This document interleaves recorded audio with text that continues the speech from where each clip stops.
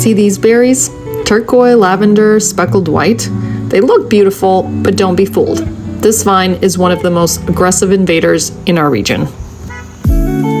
Hi, I'm Alina, a master gardener here in Maryland, and today I'm going to talk to you about porcelainberry, or Ampelopsis glandulosa. Beautiful on the outside, but definitely a plant you want to avoid in your landscapes. Porcelainberry came from Northeast Asia back in the late 1800s.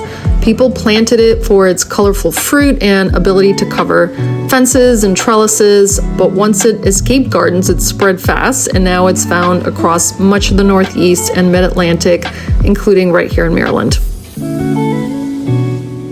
It's easy to mistake porcelainberry for a native wild grape. They are, after all, part of the same family, but here's how to tell them apart. The first thing are the leaves.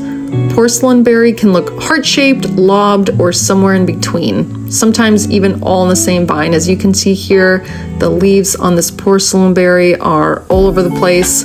Grapes, on the other hand, are heart-shaped and much more consistent in their shape, so what you're really looking for is that uniformity.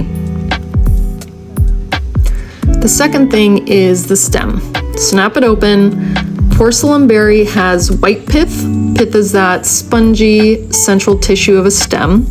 Yes, that actually has a name. Whereas grape has brown pith. And finally, the third are the berries themselves. So grapes hang down, whereas porcelainberries are held upright. They kind of look like they're reaching for the sun. They can also change color as they ripen. We've got white, lilac, turquoise, deep blue. Again, striking to look at, but a dead giveaway. So how does it spread?